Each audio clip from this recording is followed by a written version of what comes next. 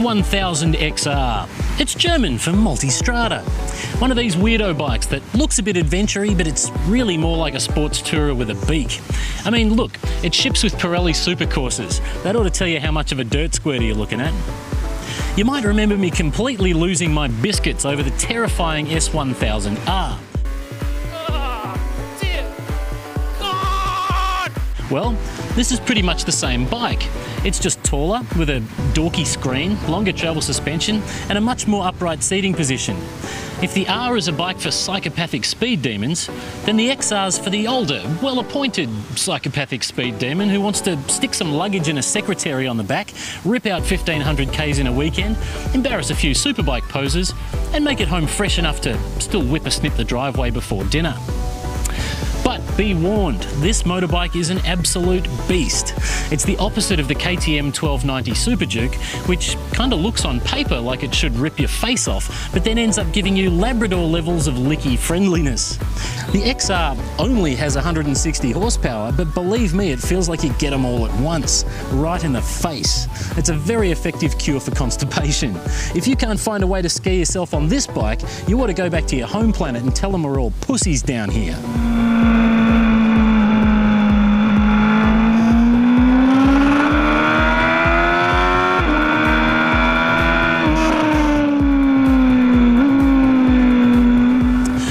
Road handling is absolutely sublime.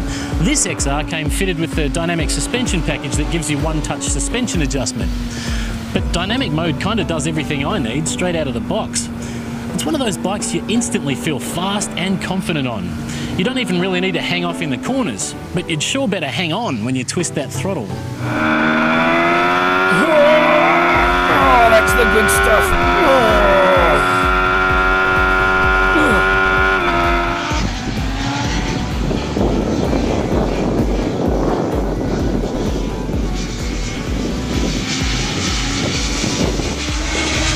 The clutch lever is a kind of a long way out from the bar, and that might be because BMW doesn't want you to use it much. The XR comes with a quick shifter that swings both ways, so once you're rolling, you really never need that left lever.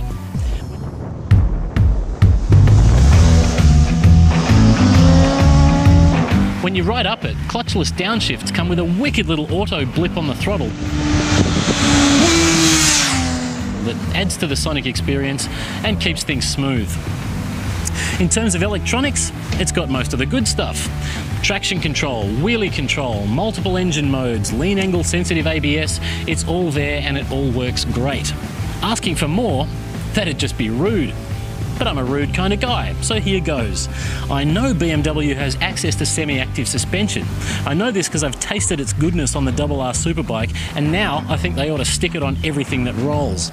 I'm sure it's in the pipeline. Where some bikes give you complicated menus for everything, BMW gives you buttons. Lots of buttons. Look at this left switch block. It looks like they coated it in glue and rolled it in the button barrel. It looks like it's broken out in button pox. I can't even work out what this scrolly wheel thing does. Maybe it hooks up to the GPS? Who knows? We actually counted 18 different separate things your left thumb can do, and some of them do different stuff if you hold it down longer.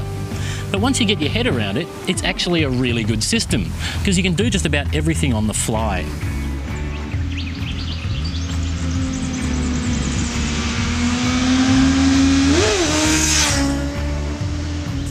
There's two areas I'd say this bike doesn't absolutely excel in.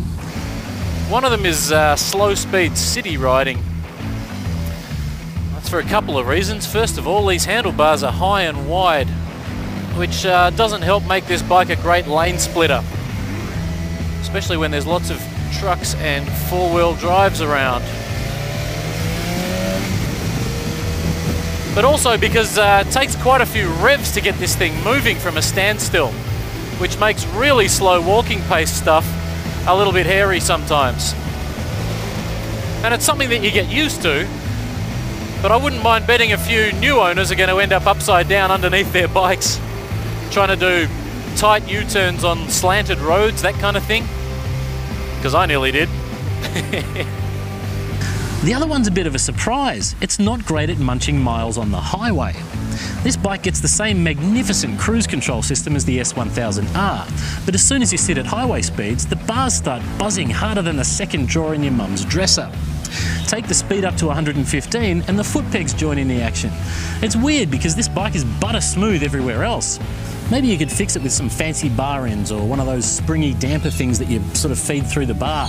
But out of the box, this bike will make your hands go so numb it'll feel like someone else is working your throttle. Which could be a good thing, eh? I don't know. I'm not here to judge.